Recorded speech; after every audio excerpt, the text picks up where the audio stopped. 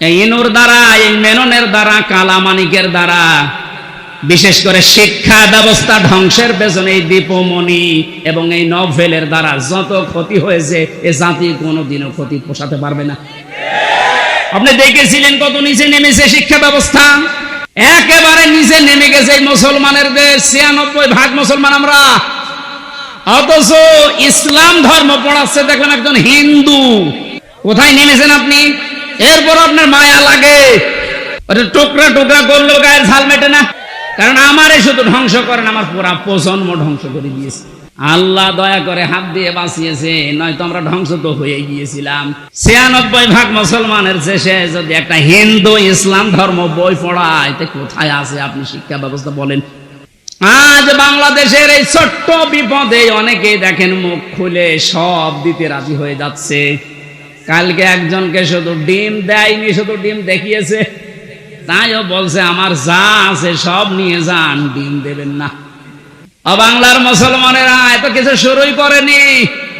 আপনি এতটুকুতে উল্টা পাল্টা মন্তব্য করছেন, এতটুকুতে আপনার মায়া উতলিয়ে পড়ে। ব্যারিস্টার আরমানের স্ত্রীর কাছে আপনি দাঁড়ান তো, কি জবাব দিতে পারেন দেখি? পারবেন? পারবেন না। আর সুশীল সমাজের নামে আপনি এত বড় বড় কথা, এত সুন্দর কথা বের হচ্ছে মুখে।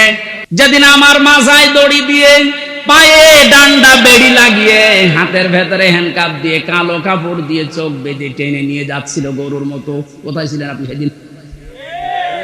ভণ্ডামি করা জায়গা পান না। ও মানবতার প্রকাশ্য শত্রু যেই কয়েকজন এখন উল্টা পাল্টা কাজের কারণে জনগণের রসানলে পড়ছে, আপনি কি মনে করছেন এগুলো আল্লাহর ওলি? একটু শুধু উপর দিয়ে একটু ডিম মারে, এই আপনার সহ্য হয় না। আর আমার মাজায় দড়ি দিয়ে যে ছাগলের মতো টেনে নিয়ে গেল, তখন আপনার সহ্য হলো কি করে? নওগাঁ জেলার মান্দা থানার অন্তর্গত বারিল্লা দক্ষিণ পাড়া আমবাগান ময়দানে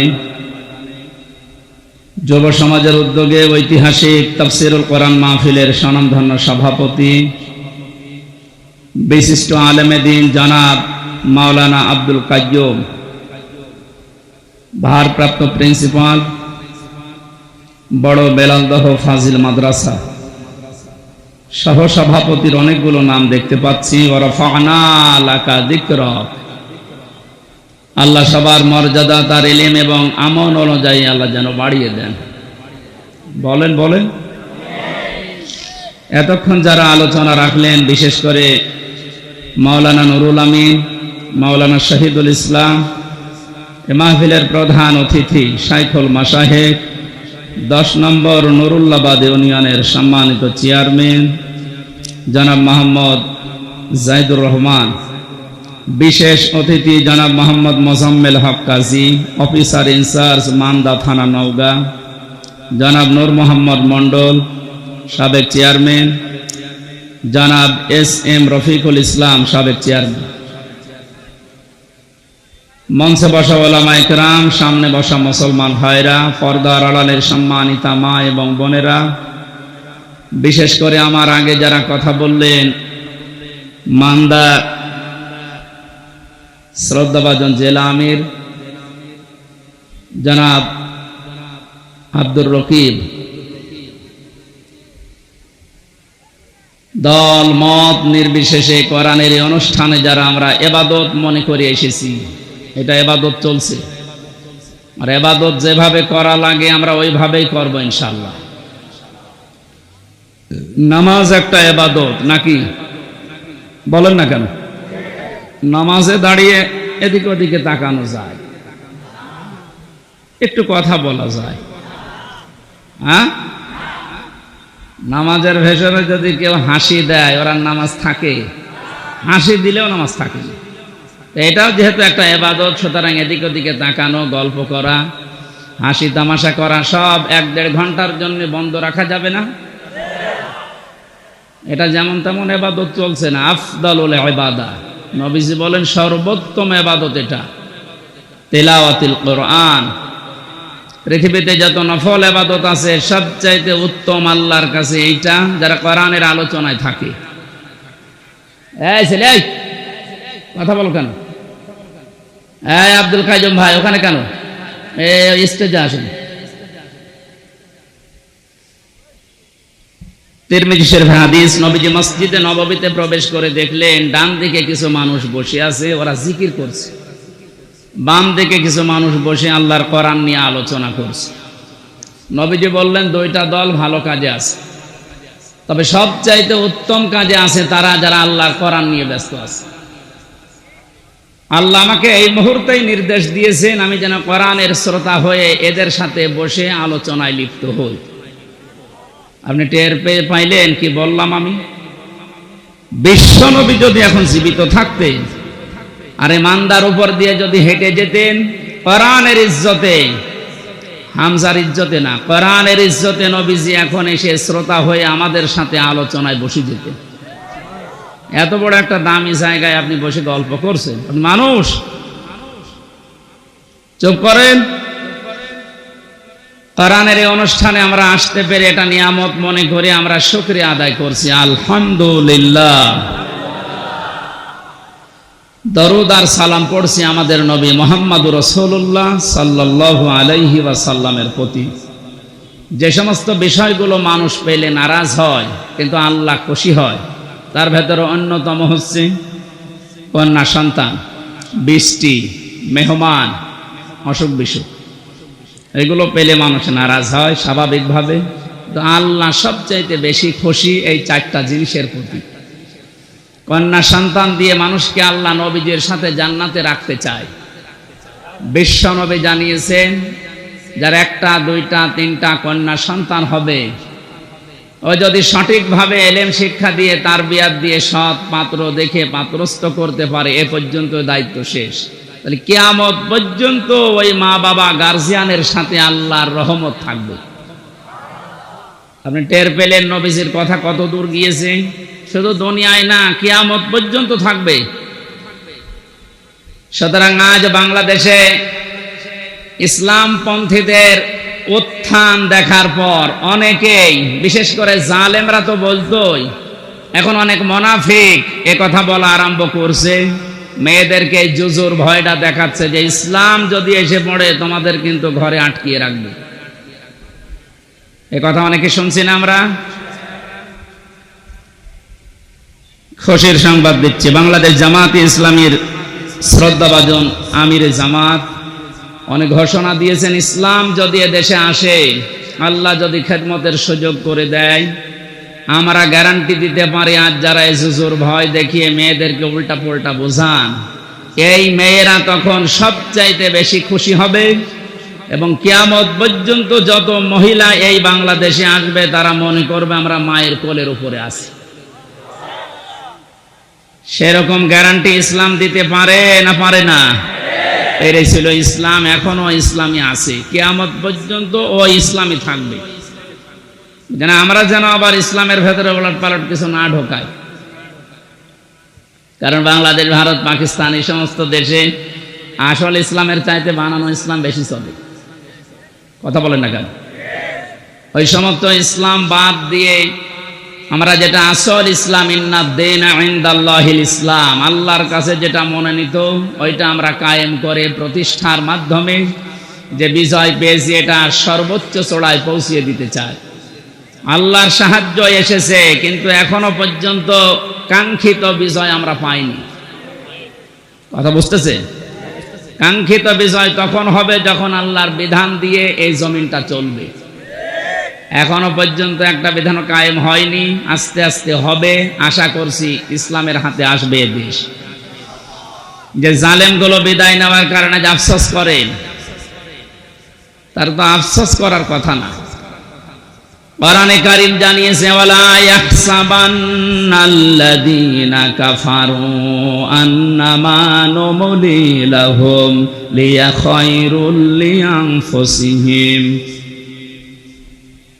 হে নবী, কোরআনে কারীম থেকে আপনি ওই কাফেরদেরকে আপনি জানান, আর অনেক কাফেরেরা এই ধারণা করে যে আমাদেরকে আল্লাহ ক্ষমতার চেয়ারে রেখেছেন ভালোবেসে। না, আমি তাদেরকে এই চেয়ারে বসার পর এই যে জুলুম করার জন্য যে ছাড় দিয়ে দিয়েছি, ওরা ছাড় পেয়ে জুলুম করতে আছে। ইন্নামা নুমলি লাহুম লিয়াজদাদু ইসমা। ওদের এই চেয়ার দিয়েছিলাম, টাকা পয়সা দিয়েছিলাম, অর্থ সম্পদ, প্রভাব প্রতিপত্তি, বিত্ত বৈভব এগুলো দিয়েছি এই জন্যে যেন ওদের পাপের মার্জা পুরাপুরি হয়ে যায়। পাপের মার্জা দেখলাম যখন পুরাপুরি হয়ে গেল, 5 মিনিট সময় চেয়েছিল যে একটা বক্তব্য লিখে যায় জাতির জন্য, আল্লাহ সে সময়ও দেয়নি। কারণ ইসমা পাপ পরিপূর্ণ হয়ে গেছে। আপনি লিখবেন কি? ওয়ালাহুম আযাবুম মুহিন, তাদের জন্য অপমানজনক শাস্তি আমি আল্লাহ রেডি করে রেখেছি। সুতরাং ক্ষমতা পেয়ে যারা, চেয়ার পেয়ে, টাকা পয়সা পেয়ে যারা মনে করেছিলেন আল্লাহ আমাদেরকে ভালোবেসে দিয়েছে, ভালোবেসে দেয়নি। আপনার পাপ যেন পরিপূর্ণরূপে পূর্ণ হয়ে যায় এই জন্য আল্লাহ এই সুযোগটা দিয়েছিলেন। আর আপনি সুযোগকে একেবারে 100 ভাগ কাজে লাগিয়েছেন। এমন কোন হীন অপরাধ নেই যা 15 বছরে হয়নি। আমার আগে যে মেহমান বলছিলেন না কেউ রেহাই পায়নি, আসলেও তাই। যারা জালেমদের দরে ছিল তারা কি রেহাই পেয়েছে? তাদেরও তো ক্ষতি হয়ে গেল, কারণ জালেমদের দুনিয়াও শেষ, আখিরাতও শেষ। আমাদের নাই দুনিয়া আপনি ধ্বংস করার চেষ্টায় ছিলেন, কিন্তু আপনি নিজেদেরকে কি করলেন বলেন? সারা পৃথিবীর মানুষের কাছে এখন একটাই ঘৃণিত নাম, এই জালেমের। এত নিকৃষ্ট কাজ মানুষ করতে পারে আয়না ঘরের নাম নিয়ে, আমি নিজে না থাকলে বুঝতাম না। উপদেষ্টা আসিফ মাহমুদ কয়েকদিন আগে ঘোষণা দিয়েছে আয়না ঘর বাংলাদেশে যত জায়গায় আছে একটাও যেন ভেঙে ফেলা না হয়। এটা রেখে দেন, সারা পৃথিবীর মানুষরা দুনিয়া এখানে আসবে দেখার জন্য যে বাংলাদেশে কি আছে, তারা যেন আয়না ঘর দেখে যায়। কিয়ামত পর্যন্ত পৃথিবীর মানুষেরা জানবে যে বাংলাদেশেও একজন জালেম ছিল। ওরা মনে করেছিল আল্লাহ আমাদের ভালোবেসে দিয়েছে। সূরা আলে ইমরান 4 নম্বর পারার 12 নম্বর পৃষ্ঠা 7 নম্বর লাইনে আয়াতটি আছে। কাফেররা ধারণা করে যে আল্লাহ আমাদেরকে ভালোবেসে এগুলো সব দিয়ে রেখেছে। আমি যখন প্রথম গ্রেফতার হই ওই 11 সালে, ওসি সাহেব আমার থানায় নিয়ে বলছে, হুজুর ক্ষমতার মালিক কে? আল্লাহ। আল্লাহ ক্ষমতার মালিক। সূরা আলে ইমরানের 26 নম্বর আয়াত পড়ে ব্যাখ্যা করেন। কি ব্যাখ্যা করব? উনি নিজে দেখলাম পড়লো, ওয়ালিল্লাহুম্মা মালিকাল মুলকি তুতিল মুলকা মান তাশা ওয়া তুইজ্জু মান তাশা ওয়া তুযিল্লু মান তাশা। আল্লাহ পাক বলেন, নবী আপনি বলেন ক্ষমতার মালিক আমি আল্লাহ, যাকে ইচ্ছা দেই, যাকে ইচ্ছা ওখান থেকে নামিয়ে দেই। এখন যিনি আছেন তাকে তো আল্লাহ ভালোবেসেই দিয়েছে। আপনারা লাফালাফি করেন কেন? কথা তো ঠিকই, আল্লাহ তো দিয়েছে তারে, কারণ উনি যারে ইচ্ছা তারে দেয়, যারে ইচ্ছা নামিয়ে দেয়। এই ছেলে কথা বলো, কি কি কারণে? আর এখানে দাঁড়িয়ে কি দেখেন কি আপনি? আর এখানে বসেন না, বাড়ি চলে যান। পেছনে চেল্লাচ্ছে মুরব্বী, দেখছেন না? এই সবাই আবার কয়বার বলা লাগবে আপনার? আবার ওইদিকে যাচ্ছেন। এই ছেলে কোন দিকে তাকাও তুমি নিজে? সরো সরো, এখান থেকে সরো, সরো সরো সরো, তাড়াতাড়ি সরো। মাইকওয়ালা থাকলে যেন বসে থাকে।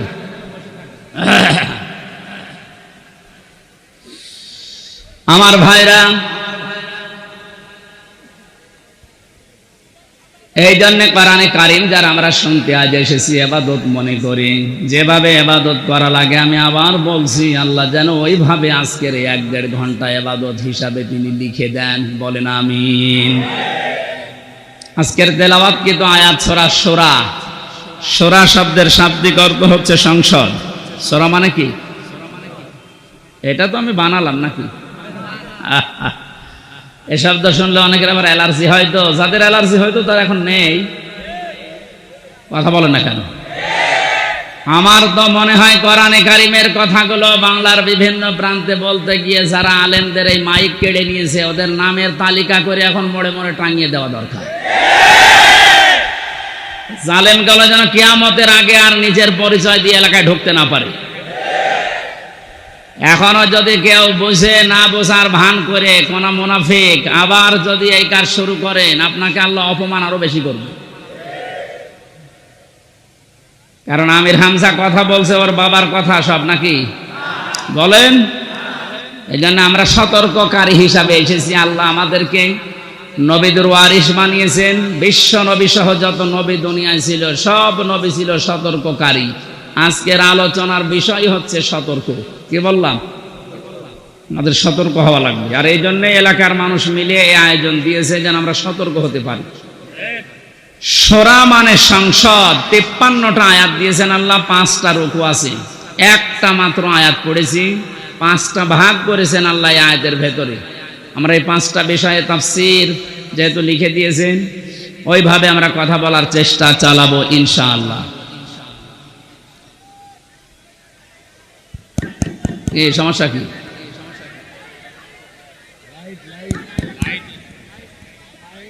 লাইট এটা বন্ধ করে দেবে?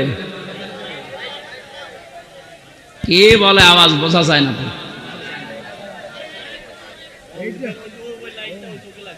ওইটা এগুলোই মাগরিবের পর থেকে জ্বলছিল, এখন দেখেননি? কার মোবাইলের লাইট? হ্যাঁ, মোবাইলের লাইট কার? এখানে লাইট কার? কি একজন বলেন, একজন বলেন কি সমস্যা কি?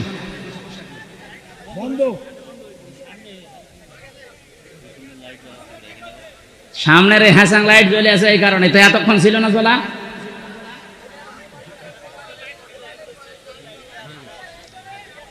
হ্যাঁ, পেছনে মোবাইলের লাইট জ্বলছে কার?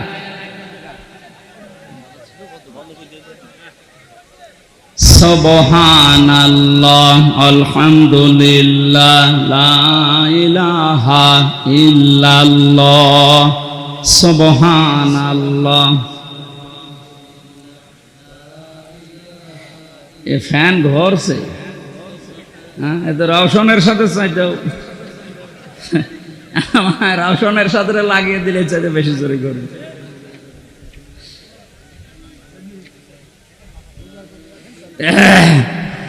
সুবহানাল্লাহ, আলহামদুলিল্লাহ, লা ইলাহা ইল্লাল্লাহ, সুবহানাল্লাহ, আলহামদুলিল্লাহ, লা ইলাহা ইল্লাল্লাহ, লা ইলাহা ইল্লাল্লাহ, মুহাম্মাদুর রাসূলুল্লাহ। নওগাঁবাসী অ্যাক্টিভ হয়ে শুনবেন। কোরআনে কারীম আল্লাহ এমন ভাবে সাজিয়েছেন, এটা হেদায়েত দেওয়ার একচ্ছত্র মালিক আল্লাহর হাতেও দিয়ে দিয়েছেন। এই জন্য যত বেশি আপনি মন লাগাবেন, কান লাগাবেন, আল্লাহ তত তাড়াতাড়ি আপনাকে পথ দেখিয়ে দেবে। বিশ্বাস করতে পারেন 100 ভাগ কোরআনের কোন সতর্কবাণী শোনার পরে যদি কারো মনের পরিবর্তন না হয়, সে যেন বিশ্বাস করে নেয় যে তার কপালে আর হেদায়েত নেই। কথা বুঝতেছেন? আল্লাহ পাক বলেন, ওয়াকাযালিকা আওহাইনা ইলাইকা কুরআনান আরাবিয়্যান লিতুনদিরা উম্মাল কুরা ওয়া মান হাওলাহা। এসে চুয়াডাঙ্গার এমপি ছিল মাওলানা হাবিবুর রহমান, মাঝে মাঝে বলতো করবো, এত ওয়াজ করে এক বেদের মেয়ে জোসনা এসে আমার বান্দাল সব ভাঙে ফেলে। আমি একটু আটসাট করে গুছিয়ে নেব। ও এক কথা বলা, বান্দিরা এটা পছন্দ করে না, 1 নম্বরে কন্যা সন্তান। সুতরাং মেয়েদেরকে যে জুজুর ভয় দেখানো হচ্ছে, বিশ্বনবী ওই ভয়টা 1500 বছর আগে কাটিয়ে গিয়েছেন। কথা বলেন না কেন? আপনারা সব করতে পারবেন, শুধু পর্দা এইটা মেনটেন করে আপনি সব করতে পারবেন, কোনো নিষেধ নেই আপনার। সুতরাং ডান বলেন, বাম বলেন, নাস্তিক বলেন আর যাই বলেন, যারা উল্টা পাল্টা ভয় দেখাচ্ছে, এগুলো তাদের নিজেদের স্বার্থে। আল্লাহ আমাদেরকে বোঝার তৌফিক দিন, বলেন আমিন। 2 নম্বরে মেহমান মেহমান যে ধরনের হোক, নবীজি বলেন কেউ যদি আল্লাহ এবং কিয়ামতে জবাব দিতে হবে এই বিশ্বাস করে, সে যেন অবশ্যই মেহমানের সম্মান করে। কারণ মেহমান যখন আপনার বাড়িতে আসবে, সে তার নিজের খাবার নিয়ে আসবে, আপনি শুধু আপ্যায়ন করার কারণে পুরাটা সাদগা দেওয়ার সওয়াব পাবেন। 3 নাম্বার এই বৃষ্টি, এটা মাঝে মাঝে আমাদের উপরে হচ্ছে, এটা আল্লাহর রহমত। 4 নাম্বারে রোগ ব্যাধি। 4 নাম্বার কি? রোগ ব্যাধি আল্লাহ এই কারণে দেন, বান্দার চলতে ফিরতে উঠতে বসতে যে সমস্ত অপরাধগুলো হয়, আল্লাহর কাছে যাওয়ার আগ পর্যন্ত যেন আপনি একেবারেই পুত পবিত্র হয়ে যেতে পারেন। এই জন্য রোগ শোক দিয়ে আল্লাহ মাঝে মাঝে আপনাকে পুত পবিত্র করে নিয়ে যেতে চান। এই জন্য রোগ শোক হলে আপনি ভেঙে পড়বেন না, আল্লাহর ওপরে রাগ বাড়াবেন না, এটা আপনার গুনাহ মাপের কারণ। নবীজি বলেন যদি পায়ে কাঁটাও ফোটে, জ্বর হয়, তাও মনে করবো আমার একটা গুনাহ মাফ হয়ে গেল। বলেন সুবহানাল্লাহ। ওয়ামা সাবাকুম মিন মুসিবাতিন ফাবিমা কাসাবাত আইদিয়াহুম ওয়া ইয়াফু আন কাসীর। সূরা শূরার ভেতরে আছে, আল্লাহ জানিয়েছেন যে সমস্ত বিপদ আপদগুলো তোমাদের ওপর আমি মাঝে মাঝে পাঠাই, একটাও ইচ্ছা করে পাঠাতে চাই না। তোমরা যে অপরাধগুলো করো, এই অপরাধের শাস্তির কারণে কিছু কিছু মাঝে পাঠায়। সব অপরাধের শাস্তি যদি দুনিয়ায় দিয়ে দিতাম, শ্বাস করার সময় পেতে না। এই জন্য রোগ শোক হলে ভেঙে পড়বেন না। কিছু মানুষের অভিযোগ হয়ে যায় আল্লাহর উপরে, আল্লাহ তুমি আমার এই শুধু দেখো, পাশের বাড়ির কেউ দেখে না। আরে ভাই, আপনার রোগ দিয়েছে যে কোনো একটা অপরাধ মুক্ত করার জন্যে, যে কোনো একটা গুনাহ মাফ করার জন্যে, নয়তো কঠিন ময়দানে গিয়ে আপনি ধরা খান, এটা আল্লাহ চাই না। এই জন্য এই রোগটা দিয়েছে। সহ্য করে গেলে, ধৈর্য ধারণ করলে 2টা সওয়াব পাওয়া যাবে। জোরে বলুন সুবহানাল্লাহ। আমরা যে আয়াত পড়েছি ভাই, ব্যাখ্যায় যাচ্ছি সরাসরি। ওয়াকাযালিকা আওহাইনা ইলাইকা, এইভাবে করে আমি আপনার প্রতি ওহী নাযিল করেছি। এইভাবে, কোন ভাবে? তাফসীরে ফি জিলালিল কোরআনে লিখেছেন, মুফাসসির বলেন এইভাবে মানে এর আগে আল্লাহ বহু নবীকে আল্লাহ ওহী দিয়েছিলেন ঠিক এইভাবে। আমরা জানি 104খানা কিতাব আল্লাহ দুনিয়ায় দিয়েছেন, তার ভেতরে বড় বড় 4টা, 100টা সহিফা। নবীদের ওপর আল্লাহ কম বেশি যেগুলো দিয়েছিলেন, এই 104খানা কিতাব, 3খানা কিতাবে আল্লাহ যা দিয়েছেন সবগুলো সামারাইজ করে আমার আল্লাহ কোরআনে কারিমে ঢুকিয়ে দিয়েছেন। তাহলে ওহীর এই ধারাবাহিকতা, নবীদেরকে আমার আল্লাহ পাঠিয়েছেন। নবী হওয়ার জন্য যতগুলো যোগ্যতা লাগে, তার ভেতরে 1 নম্বরে নবীরা ওহী পাবে। দুনিয়ার অন্য কেউ ওহী পাবে না, শুধু নবীরা ওহী পাবে। কারা? বলেন বলেন। এখান থেকে কয়েকটা শিক্ষা আছে, আমি সামনে আসছি।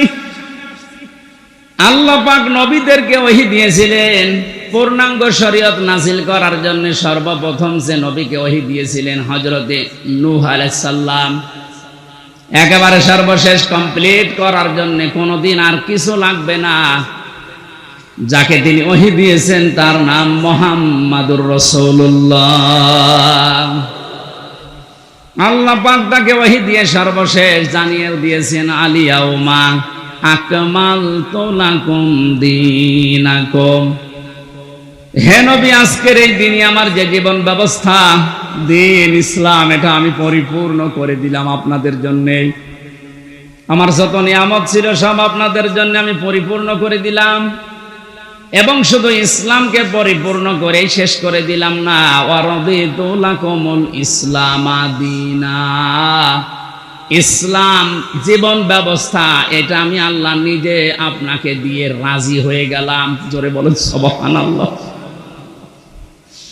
এখানে যারা আছি আমরা অধিকাংশ যেহেতু মুসলিম, সুসংবাদ গ্রহণ করেন। আল্লাহ শুধু ইসলাম দিয়ে শেষ করে দেয়নি। আল্লাহ বলেন আমি ইসলামের উপরে শুধুমাত্র, কেবলমাত্র, একমাত্র রাজি আছি।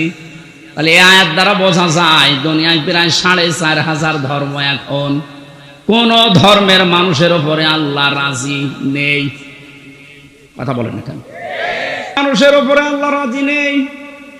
এমনকি তাদের ধর্মীয় অনুষ্ঠানের দ্বারা যদি আল্লাহকে খুশি করতে কেউ চায়, ওমাইয়াবতাগি গায়রাল ইসলামি দীনান ফালা ইউকবালা মিন। সূরা আলে ইমরানের 85 নম্বর আয়াতের প্রথম অংশে আছে, ইসলাম বাদ দিয়ে দুনিয়ার যে কোনো নিয়ম দিয়ে যদি কেউ আল্লাহকে রাজি করতে চায়, ওর জীবনের কোনো ইবাদত বন্দেগী আল্লাহর কাছে কবুল হচ্ছে না, হবে না। ইকবাল এটা মোজারে, বর্তমান ভবিষ্যৎ, প্রেজেন্ট ফিউচার। আরবি গ্রামার অনুযায়ী মোজারের আগে লাং শব্দ আসলে অর্থ হয় কোশ্চিন কালেও হবে না। গ্যারান্টি দিচ্ছে কে? আরো জোরে বলেন। যেহেতু সতর্ক আজকের আলোচনা, সতর্ক করছি তাম দুনিয়ার মানুষদেরকে। আমি বহু ইহুদের সাথে মিশে দেখেছি বিভিন্ন দেশে, যে আমি খ্রিস্টানের সাথে মিশেছি, যারা সত্যি ধর্ম পালন করে চলে। কোরআনের এই আয়াতে যে দুইটা পড়লাম, সূরা মায়েদা এবং সূরা আলে ইমরান, আর একটা আছে 19 নম্বর আয়াত সূরা ইমরানের, ইন্নাদ-দীনা ইনদাল্লাহিল ইসলাম। অবশ্যই আমি আল্লাহর কাছে মনোনীত একটাই জীবন ব্যবস্থা, ধর্ম, তার নাম ইসলাম। তার নাম কি? লক্ষ্য করেন শব্দের দিকে, দ্বীনের আগে আলিফ লাম আছে। আরবি গ্রামার অনুযায়ী আলিফ লাম 4 ভাবে ব্যবহার হয়।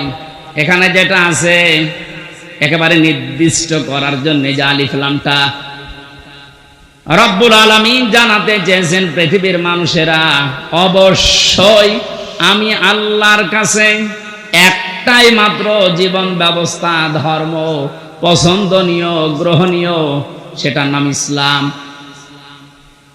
ওই সমস্ত মানুষগুলো ধর্ম এত কঠিন ভাবে মেনে চলে।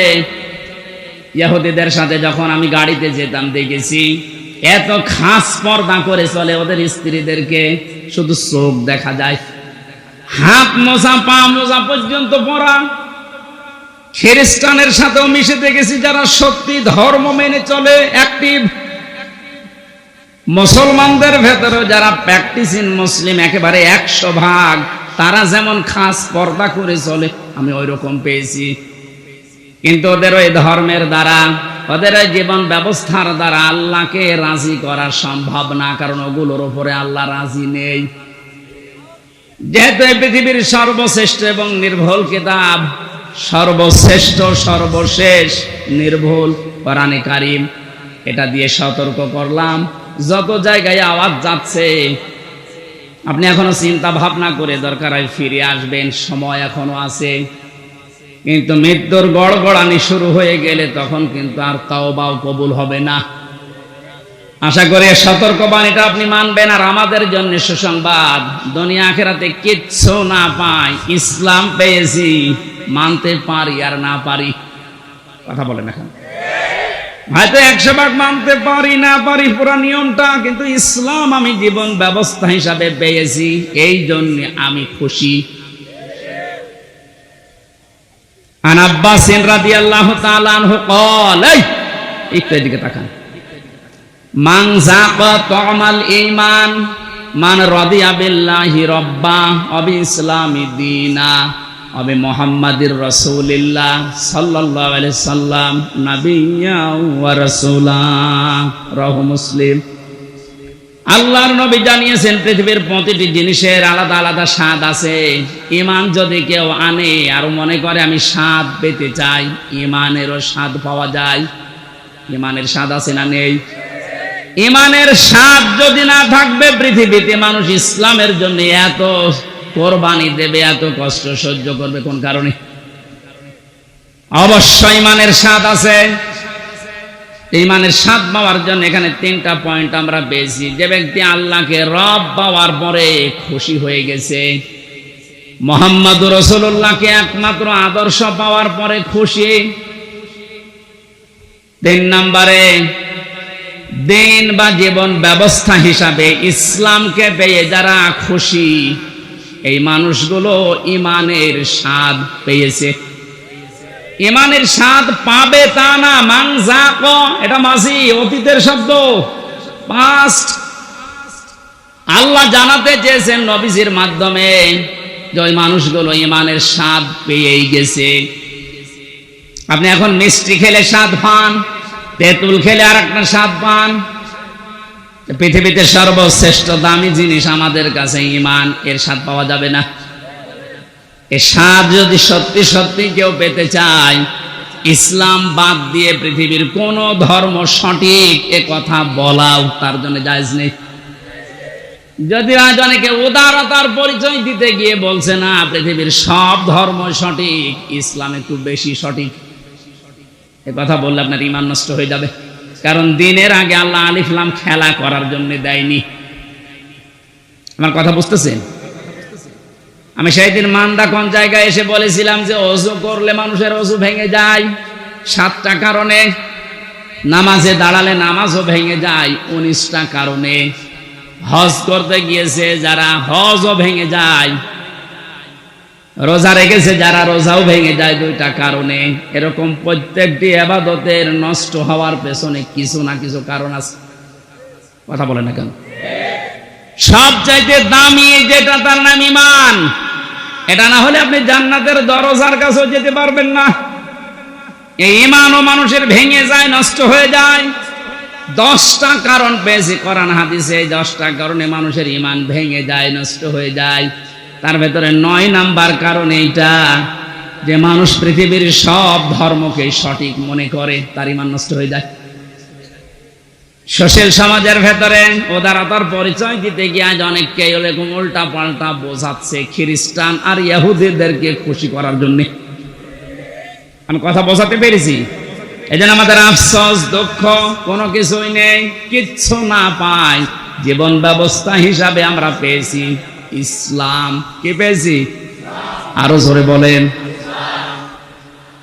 নবীজিকে আল্লাহ জানিয়েছেন যে এইভাবে যত নবীকে আমি আল্লাহ ওহী দিয়েছিলাম নবী হওয়ার যোগ্যতা অর্জন করার জন্য, তার ধারাবাহিকতায় আপনাকে আমি দিলাম ওহী। কে দিয়েছি আপনার ওহী? কুরআনান আরাবিয়্যা, আপনাকে আমি দিয়েছি আরবি ভাষায় কোরআন। কোরআন কোন ভাষায়? সবাই বলেন। এখানে আমার একটা সতর্কের বিষয় আছে। আমার আগে যিনি আলোচনা করছিলেন কি জানো নাম? নুরুল আমিন। ওনাকে সহ বহু আলেমের মুখে এখন আমি কোরআনে কারিম এখনো পর্যন্ত অশুদ্ধ শুনতে পাচ্ছি। এটা আফসোসের বিষয়। উনি অবশ্যই টাইটেল পাস বা কামিল পাস করেছেন, এটা মাওলানা আগে লেখা আছে কোন কারণে? মাওলানা মানুষের তেলাওয়াতের হাল সিরাত যদি এরকম হয়, বাকি যারা বসে আছেন তারা তো আল্লাহর ওলি না। আমি কোনো অপমান করা, ছোট করার জন্য বলছেন। আমি শুনছিলাম বসে বসে, সেই জন্য তেলাওয়াত হবে না ওইভাবে। সর্বোচ্চ 8-10টা কায়দা লাগে গ্রামারের। তাসবিহের 8টা-10টা কায়দা একটু ভালোভাবে আয়ত্ত করতে পারলে আপনি কোরআন শুদ্ধ করে পড়তে পারবেন। এটাকে নফল না ফরজ? ফরজ, নামাজের মতো ফরজ। নামাজ যতগুলো কারণে ভেঙে যায় তার প্রথম কারণে কেউ যদি কোরআন অশুদ্ধ পড়ে, উনি যেভাবে পড়েছে তেলাওয়াত করছিল, ওটা যদি নামাজে পড়ে ওনার নামাজ হবে না। কারণ অর্থ পাল্টিয়ে গেছে। যেখানে এক আলিফ টান নেই এমন টান দিয়েছে মনে হচ্ছে এখান থেকে গোদা গাড়ি পর্যন্ত।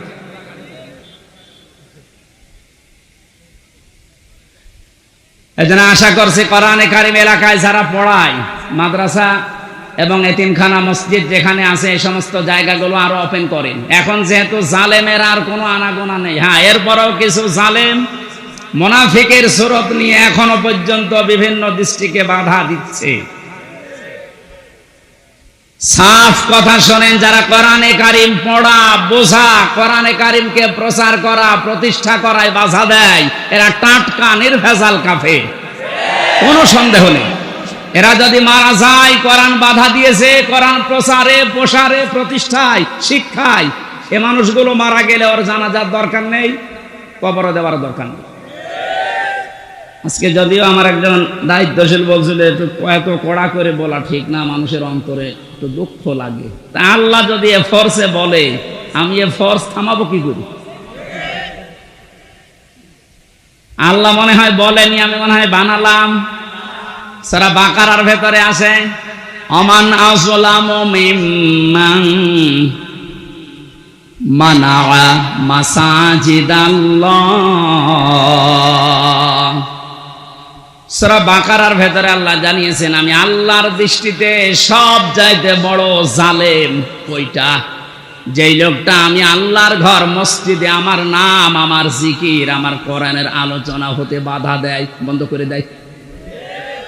15 বছরও কোন জালেমের এইরকম সাহস হয়নি যে কোরআনে কারীম মসজিদে পড়লে বাধা দিয়েছে, বন্ধ করে দিয়েছে।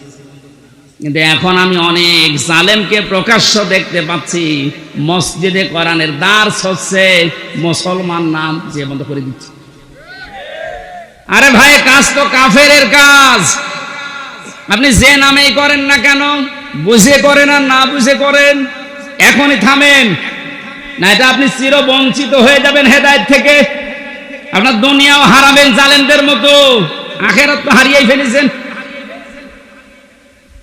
ওখানে যদি হামজার কথায় বাধা দেওয়া হতো কিচ্ছু মনে করতাম না, আরো বাহবা দিতাম, বাধা দেন, কিন্তু কথাগুলো তো হামজার না, আল্লাহর হামজা অ্যাডভার্টাইজ করছে। আমি আয়াতটা আপনাদেরকে লাইন পারা পৃষ্ঠা দিয়ে বলছি, আবার মন খারাপ করবে অনেকে যে না এটা মনে হয় বানিয়ে বলছে। অমান আযলামু মিম্মান যুকির মিম্মান মানাআ মাসাজিদাল্লাহি। একটা একটা করে অর্থ বলছি। ওয়া মানে এবং, মান মানে যে ব্যক্তি, আযলাম ইসমে তাফসীর, এটা সুপারলেটিভ ডিগ্রি, এর চাইতে বড় শব্দ আর ভয়ঙ্কর শব্দ কোরআনে নেই। আল্লাহ বলেন সব চাইতে বড় জালেম ওই লোকটা। ইংরেজিতে যেমন গুড, বেস্ট, বেটার বলে, এই যে এটা সেটা, এর চাইতে আর বড় কিছু হয় না আরবি ভাষায়। আল্লাহ এত বড় শব্দ ইউজ করার পরে বলেন আমার দৃষ্টিতে বড় জালেম কে আপনি দেখতে চান? ওই লোকটা মিম্মান মানাআ, যেই লোকটা বাধা দেয়, নিষেধ করে, প্রতিবন্ধকতা সৃষ্টি করে, মাসাজিদাল্লাহি, আল্লাহর মসজিদে। মসজিদ কার? বলেন বলেন। আল্লাহর মসজিদে বাধা দেয়, প্রতিবন্ধকতা সৃষ্টি করে। কি করতে? আইয়ুযকারা ফিহা ইসমুহু, সেখানে আল্লাহর নাম উচ্চারণ হবে, আল্লাহর জিকির হবে, আল্লাহর কোরআনের কথা হবে। এগুলো যারা বন্ধ করে দেয়, বাধা দেয়, ওয়াসআ ফি খারাবিহা, এবং এগুলোকে ধ্বংস করার জন্য চেষ্টা চালায়, যেন আল্লাহর কোরআনের কথা এখানে হতে না পারে, কোরআন প্রচার প্রসার প্রতিষ্ঠার কথা, এজন্য বাধা দেয়। এগুলো আল্লাহর দৃষ্টিতে সব চাইতে বড় জালেম। বেশি বলে ফেললাম। এটাকে বাংলাদেশে এখন পাওয়া যাচ্ছে না, আপনি সতর্ক হন। কত বড় শব্দ দিয়েছেন দেখেছেন আল্লাহ আপনার নামে। 15 বছরেও জালেমরা এই সাহস পায়নি অন্তত মসজিদে আল্লাহর কোরআন বন্ধ করে দেওয়া। কিছু জায়গায় পেয়েছিলাম, এখন এইগুলো যারা করছেন আপনি আশা করছি সতর্ক হবেন ভাই, এটা আপনার কপাল কিন্তু আগুন লেগে যাবে।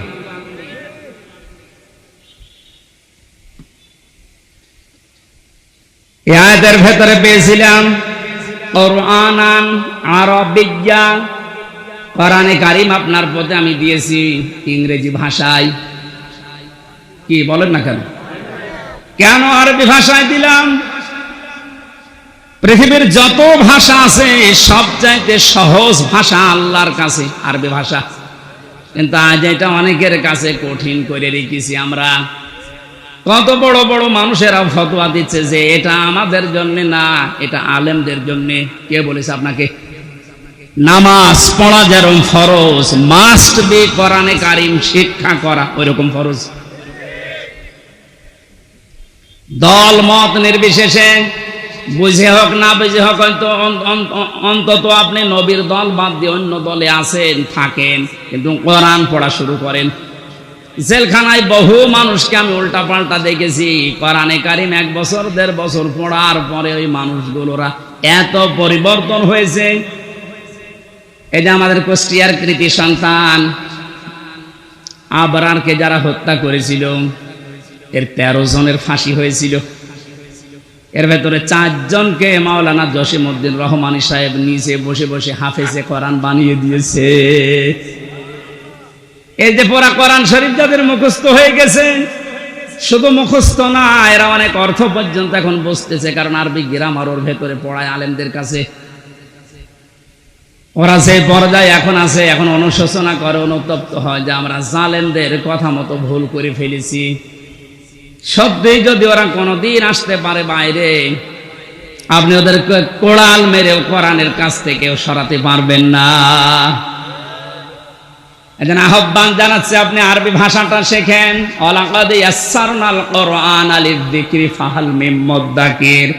4 বার আল্লাহ একটা কোরআনে 1 সূরার ভেতরে দিয়েছেন। আমি কোরআন সহজ করে দিয়েছি তোমাদের জন্য। এরপরও এখান থেকে শিক্ষা করা, উপদেশ নেওয়ার মতো কি কেউ পাবো না? কে বলছেন? এই জন্য যেখানে আসেন আগে কোরআনের কাছে আসেন, এইটা শেখেন। আপনাকে আমি আমার বাবার দিকে ডাকছি না, ডাকছি আমার আল্লাহর কোরআন শিক্ষার জন্য। এই দুনিয়াতে যেহেতু কোরআনে কারিম দিয়ে সতর্ক করার জন্য নবীদের প্রতি আল্লাহ ওহী করেছেন সতর্ক বাণী হিসাবে। প্রথম সতর্কের ভেতরে বেশি লিতুনদিরা উম্মাল কুরা ওয়া মান হাওলাহা। একটু খেয়াল করে শুনবেন। আল্লাহ পাক বলেন, এই আরবি ভাষায় কোরআনে কারীম আপনার প্রতি আমি ওহী করলাম কেন জানেন? আপনি এ দ্বারা এই যে উম্মুল কুরা, যেটা শহরের মা, তার মানে মক্কা শরীফ, এই মক্কার লোকদেরকে আপনি সতর্ক করবেন। এতটুকু যদি আল্লাহ পাক বলে শেষ করে দিতেন, এই আয়াতটা আমি পড়তাম না। পরের শব্দটাই সমস্যা হয়ে গেছে আমাদের জন্য। আল্লাহ পাক বলেন উম্মাল কুরা ওয়া মান হাওলাহা। শুধু মক্কা নগরী না, এর আশপাশে যত জায়গা আছে, তাফসিরে মুফাসসিরিন ইকরাম লিখেছেন আশপাশ মানে তামাম দুনিয়া।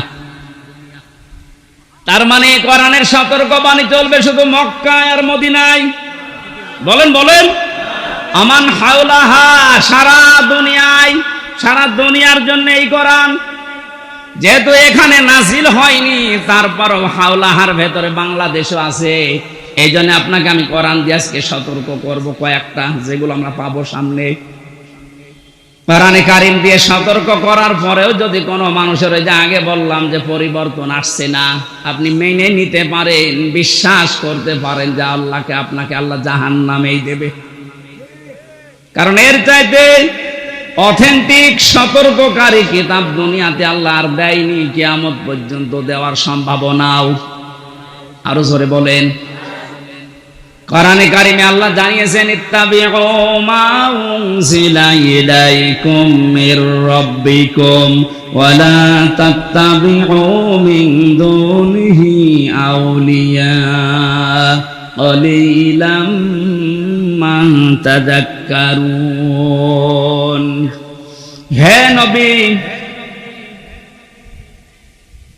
সবাইকে বলেন তারা যেন সবাই আঁকড়িয়ে ধরে, ইত্তেবা করে, অনুসরণ করে, যেটা আপনার প্রতি আমি আল্লাহ নাজিল করলাম, তার নাম বলেন বলেন আরো জোরে। তাহলে এখানে আর কোনো মতভেদ আছে যে কোরআন আঁকড়িয়ে ধরার ব্যাপারে কোনো ফতোয়া আছে? কোনো মতভেদ, মত পার্থক্য অন্য বিষয়ে থাকতে পারে, কোরআনের ব্যাপারে আমাদের সব এক হওয়া লাগবে। এ নির্দেশ আল্লাহর। আল্লাহর পরবর্তীতে বলেন, ওয়ালা তাত্তাবিউ, অনুসরণ করবা না, মিন দুনিহি আউলিয়া, কোন ওলির। শাব্দিক অর্থ শোনার পরে মনে হচ্ছে আল্লাহ তার ওলিদের বিরুদ্ধে। না মানে আপনি বলেন শাব্দিক অর্থ যেটা করলাম, আল্লাহ ওলিদের বিরুদ্ধে মনে হচ্ছে।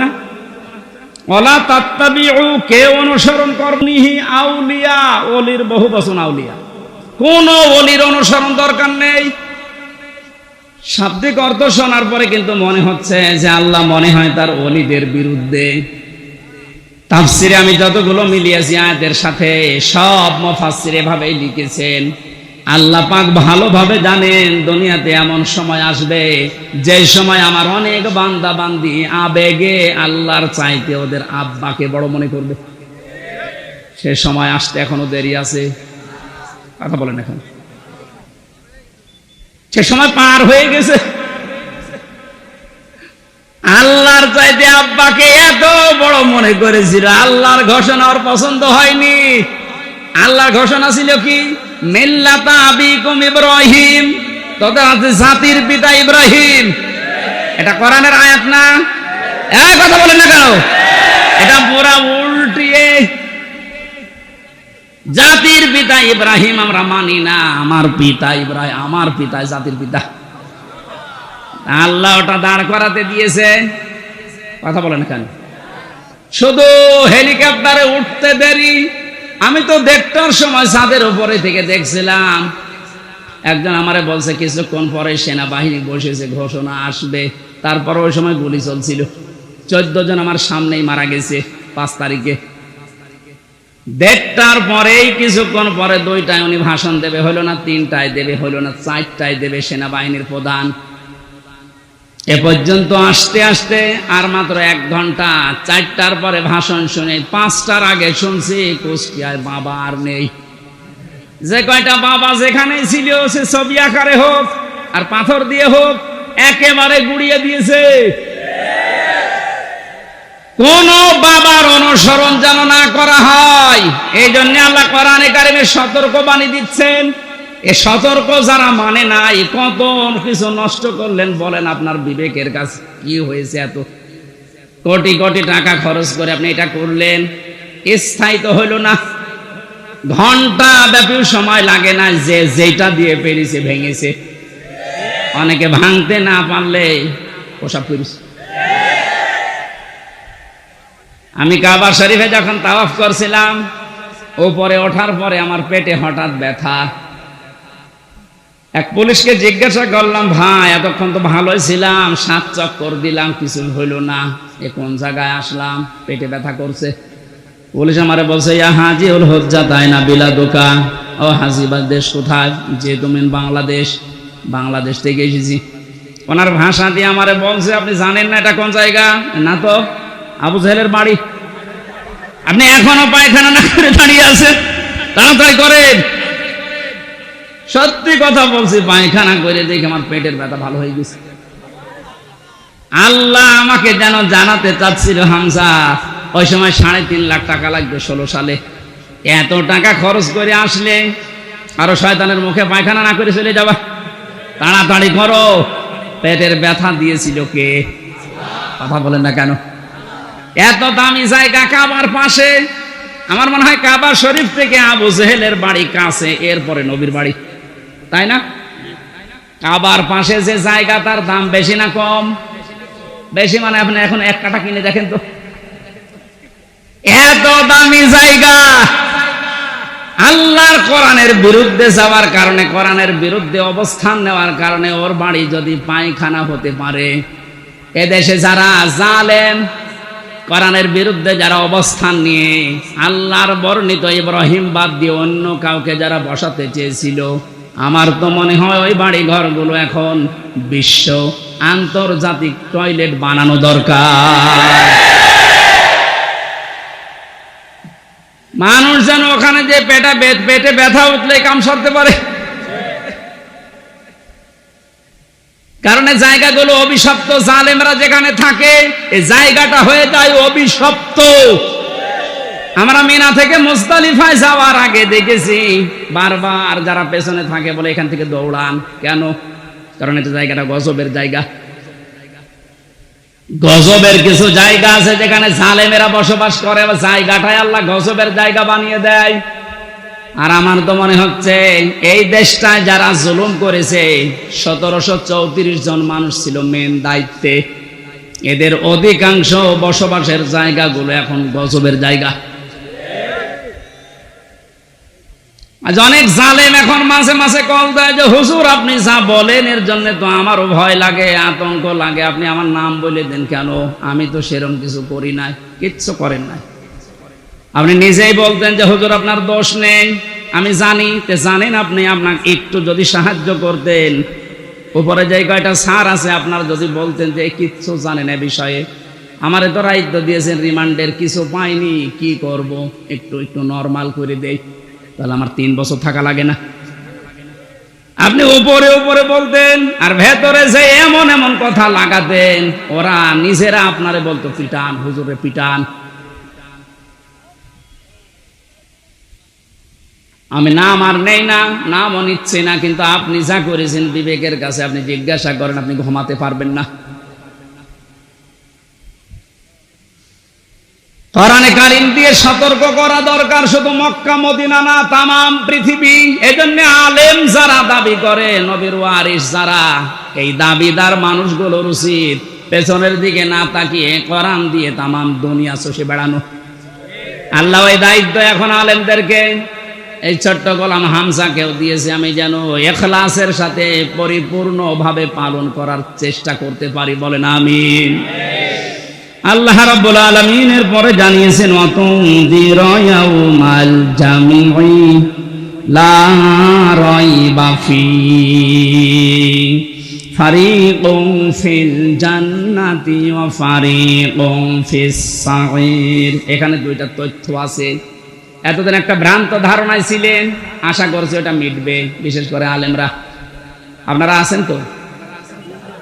অতুনদিরা ভয় দেখাও, ইয়াউমাল জামিঈ লা রাইবা ফীহি, ওই দিন সম্পর্কে ভয় দেখাও মানুষদেরকে, যেই দিনের কোনো সন্দেহ নেই। আর আমরা সবাই এখন থেকে জানছি ওই দিনের নাম কিয়ামতের দিন। কোন দিন? এমন একটা ভয়াবহ আল্লাহ পাক তৈরি করেছেন কিয়ামতের এই দিনটাকে। রব্বুল আলামিন বলেন, ওয়ালা ইয়াসআলু হামীমুন হামীমা। সেই দিন বন্ধু বন্ধুর সামনে প্রশ্ন করবে, ইউবাসসারুনাহুম, তাদেরকে যখন দৃষ্টিগোচর করা হবে এর সামনে ওকে, এই সামনাসামনি যখন মানুষ আসবে, লাউ ইয়াফতাদি মিন আযাবি ইয়াউমিদিন বিবানি, আল্লাহর কাছে নিজের সন্তান পর্যন্ত দিয়ে বলবে, আল্লাহ এটা আমি দিয়ে দিলাম, আমারে মুক্তি দাও, এইটা মুক্তিপণ। এটা কি? জেলখানায় থাকাকালীন এই সাবজেক্টটা আমাকে পড়িয়েছিল এটিএম আজহার সাহেব, উনি এখনো ভেতরে আছে। আমার একবার ডাক দিয়ে বলছে, হামজা তুমি তো বিভিন্ন বই পড়ো, বাইরে তো যাবা চলে, এক কাজ করো, প্রোডাক্টিভ মুসলিম আমার কাছে আছে, এই জেলার আর সোফার হিন্দু, ও আসলেই বই কেড়ে নিয়ে চলে যায়। তোমার দ্বারা যেহেতু প্রচার হবে জাতির ভেতরে, বইটা নিয়ে যাও, এই যে এই চ্যাপ্টার গুলো পড়ে মানুষকে শোনাবা। তার ভেতরে মুক্তিপণ এটা ছিল। ওটা যখন পড়ছিলাম আমার মনে হচ্ছে কিয়ামত আমার সামনে আল্লাহ তুলে ধরেছে। আমি দেখে দেখে বলছি, কোরআনে কারীম আল্লাহ রাব্বুল আলামিন বলেন, লাউ ইয়াফতাদি মিন আযাবি লাউ ইয়াওয়াদ্দুল মুজরিমু লাউ ইয়াফতাদি মিন আযাবি ইয়াউমিদিন বিবানি। এটা কিয়ামতের সতর্কবাণী আল্লাহ শোনাতে বললেন। কেন? কারণ এই ময়দানে মুক্তিপণ হিসাবে মানুষ তার সন্তানকে দিতে চাইবে। আয়াতটা পড়ার পরে আমার ওই ছোট মেয়েটার কথা মনে হচ্ছিল, ওরা আমি 7-8 মাস রেখে এসেছিলাম, এখন বয়স প্রায় 4 বছর। মাঝে মাঝে ওর কথা মনে হতো। আমি যেহেতু যোগাযোগ বিচ্ছিন্ন ছিলাম, ভেতরে কোনো যোগাযোগ ছিল না। ফাঁসির কন্ডেম সেলের ভেতরে 24 ঘন্টা তালা লাগানো, এদিকে 2.5 হাত, এদিকে 3.5 হাত, 24 ঘন্টা মনে হতো জিন্দা কবরে বসে আছি। যখন এই বইটা পেয়ে আয়াতটা মিলাচ্ছিলাম, আল্লাহ কিয়ামতে কি এমন তৈরি করবা যে আমার ওই ফারিহাকেও তোমারে আমার দিয়ে দেওয়া লাগবে, যে আল্লাহ মুক্তিপণ দিলাম। না, এটা আমার বিশ্বাস হচ্ছে না। কি এমন সালসালা অবস্থা পয়দা হবে, আপনি নিজের সাথে এবার মিলান তো, যে আমার প্রিয় যেটা আল্লাহ রসুলের পরে আমার মা বাবার চাইতেও আমার কাছে প্রিয় এই ফারিহা, ওরে পর্যন্ত বলা লাগবে আল্লাহ একেও দিয়ে দিলাম, তুমি আমারে বাঁচাও। আল্লাহ এতটুকু শেষ করেননি। আপনি কথা শুনতে যেমন সহজ মনে হচ্ছে, বাস্তবে কি প্র্যাকটিক্যাল লাইফে এত সহজ হবে এটা? সব চাইতে আমি বললাম আল্লাহ রসুলের পরে আমি পৃথিবীতে সব চাইতে বেশি ভালোবাসি আমার ছোট মেয়েটাকে। বড়টার প্রতি অত মহব্বত এখন আর নেই, ছোটটার প্রতি যত বেশি। অথচ আল্লাহ বলেন, বিবানি তোর এই ফারিহাকেও বলবি যে আল্লাহ দিয়ে দিলাম, তুমি আমারে বাঁচাও, এর যা করবা করো। বাস্তবে আপনি দেখেননি এই বন্যায় কত মানুষ ভেসে যাচ্ছে, অথচ নিজের 2 মাস 5 মাস 1 বছরের বাচ্চাকে বুকের উপরে নিয়ে নিজে ভাসতে ভাসতে মরে গেছে। বাচ্চা বেশি আছে, এই কথা বলছেন এখানে। এত বড় কঠিন বন্যায় নিজের জীবন দিয়ে দিল, তাও বাচ্চাকে বাঁচিয়ে রেখেছে তক্তা হয়ে। আর আল্লাহ বলেন না, এমন অবস্থা করব তোর ওই ফারিহাকে বলবে আল্লাহ তুমি তাড়াতাড়ি এরে নাও, আমারে বাঁচাও। অসাহিবাতিহি ওয়া আখি, সাহেব শব্দের 2টা অর্থ হয়, 1 নম্বরে স্ত্রী, 2 নম্বরে বন্ধু বান্ধব। ওয়া আখিহি, এবং তার ভাই। এই ভাই মানে শুধু আপন ভাই না, এ ভাই মানে দলীয় ভাই আছে। দলীয় ভাই দেশে নেই? এক কথা বলেন না কেন? বড় ভাই আছে, মেজ ভাই আছে, ছোট ভাই আছে। ঘর বানাতে যাবেন, এক দল এসে বলবে বড় ভাই পাঠিয়েছে। না, এই রাজশাহী নওগাঁ এসব নেই? আমার কুষ্টিয়ায় এটা ছিল, আমি যখন বাড়ি আরম্ভ করছিলাম ওই 19 সালে, একদল এসে বলছে বড় ভাই পাঠিয়েছে, মিষ্টি খেতে দেন, দিলাম। কিছুদিন পরে এসে বলছে ছোট ভাই পাঠিয়েছে, মিষ্টি খেতে দেন। ভাই কত তোমাদের? আল্লাহ বলেন কিয়ামতের ওই কঠিন দিনে যেটা সম্পর্কে সতর্ক করতে বলছি নবী, ওই দিন সে তার এই ভাইকে পর্যন্ত যত রকমের ভাই বলবে আল্লাহ দিয়ে দিলাম, এদেরকে নেন, আমারে বাঁচান।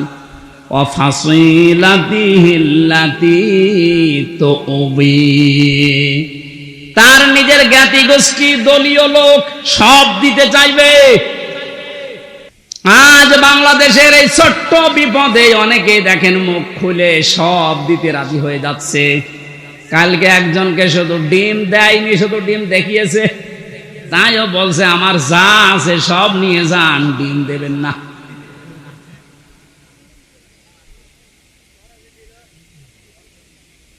বাংলার মুসলমানেরা এত কিছু শুরুই করেনি,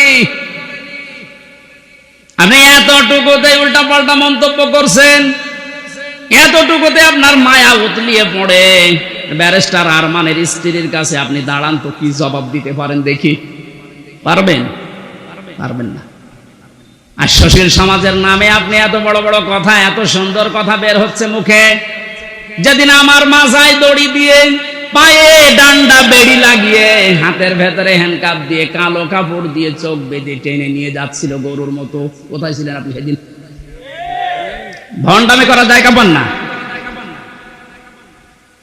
ও মানবতার প্রকাশ্য শত্রু, যেই কয়েকজন এখন উল্টা পাল্টা কাজের কারণে জনগণের রসানলে পড়ছে, আপনি কি মনে করছেন এগুলো আল্লাহর ওলি?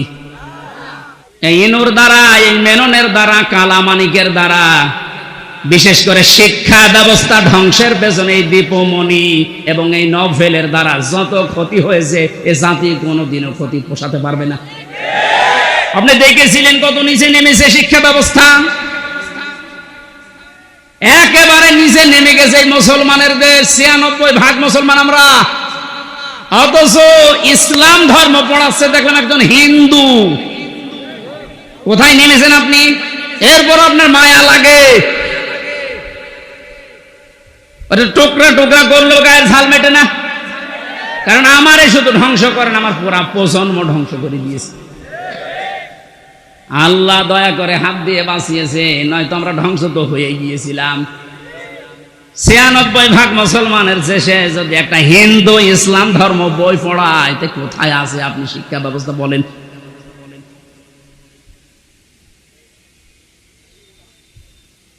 একটু শুধু উপর দিয়ে একটু ডিম মারে, এই আপনার সহ্য হয় না। আর আমার মাথায় দড়ি দিয়ে যে ছাগলের মতো টেনে নিয়ে গেল, তখন আপনার সহ্য হলো কি করে?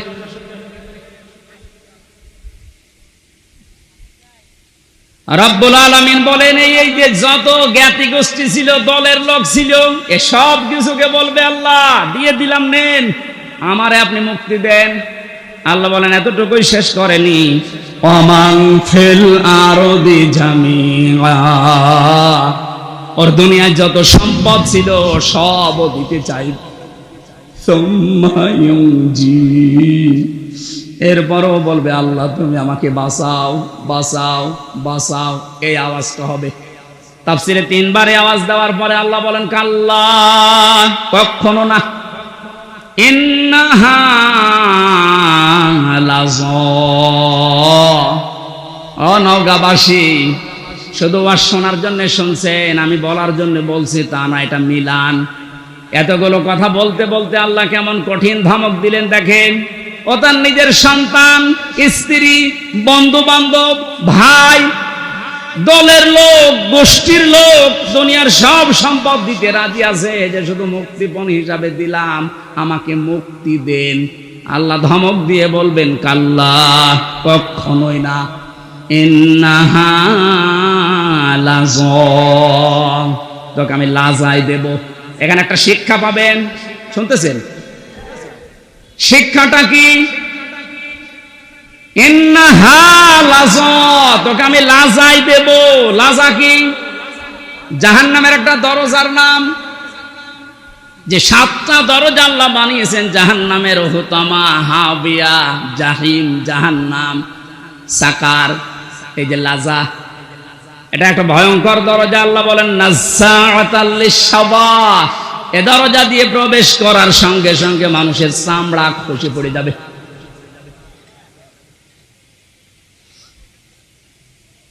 ওয়াজ বাড়ি নিয়ে যাওয়া নাই, এখানে পর্যন্ত রাখেন। বলেন তো এরকম কি ঘর দুনিয়ায় আছে যেখানে গেলে আগে চামড়া খসে যায়? আমি এখনো পাইনি। মাটির নিচে যতগুলো ঘর দেখেছিলাম, হ্যাঁ শাস্তি আছে, কিন্তু ঢোকালেই চামড়া খসে যায়, আমি পাইনি, দেখিও নি। আল্লাহ এমন ঘরের পরিচয় দিচ্ছেন লাজা, এখানে গেলে আগে চামড়া খুলে যায়। তাহলে ঘরটা ভয়ঙ্কর। কথা বলে না কেন? এ পৃথিবীর জমিনে সবচাইতে ভয়ঙ্কর ঘরের নাম হচ্ছে আয়না ঘর। কথা বলে না কেন? আর আল্লাহ বলেন লাজা এত ভয়ঙ্কর, এখানে গেলে আগে চামড়া খসে পড়া, চামড়াহীন হয়ে যাবে। নাজ্জাআতাল লিশ-শাওয়া, কাদেরকে ঘরের ভেতরে দেব চামড়া খসাতে জানো? দেখেন তো আপনার মেলে কিনা। তাদউ মান আদবারা ওয়া তাওয়াল্লা, এই ঘরের দরজা নাম ধরে ধরে তাদেরকে শুধু ডাকতে থাকবে যারা ইসলামের কথা শোনার পরে, সঠিক কথাগুলো শোনার পরে মুখ ফিরিয়ে নিত, এবার টান করে অহংকার করে চলে যেত। আমার মনে হয় বাংলাদেশে এখন এই চরিত্রের মানুষ আছে। চোখে আঙ্গুল দিয়ে দেখিয়ে দে যে এটা সঠিক পথ, কোরআনের পথ, আল্লাহর নাম নিয়ে বলা হয়, রসুলের হাদিস দিয়ে বলা হয়, এরপরও এবার টান করে মুখ ফিরিয়ে অহংকার করে চলে যাচ্ছেন। এর পরবর্তী তো আরো খারাপ কথা দিয়েছেন আল্লাহ, অজাম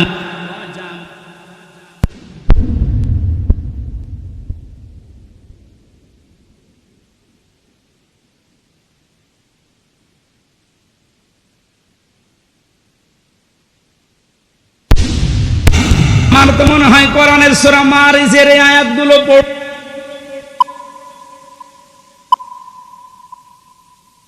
যাচ্ছে না।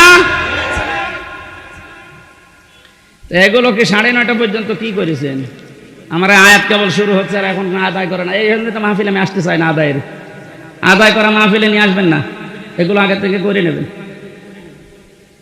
তাফসীর করতে লিখে দিয়েছেন, আমি তা যা শেষ করবো তো আয়াতগুলো, নাকি আগে ওইটা করে নেব? শেষ করে আবার থাকবেন তো নাকি? টাকা কথা তোলা কথা বললে অত চলে যাবে। নেন 5-7 মিনিট না, 4 মিনিট সময় দিলাম, 4 মিনিট।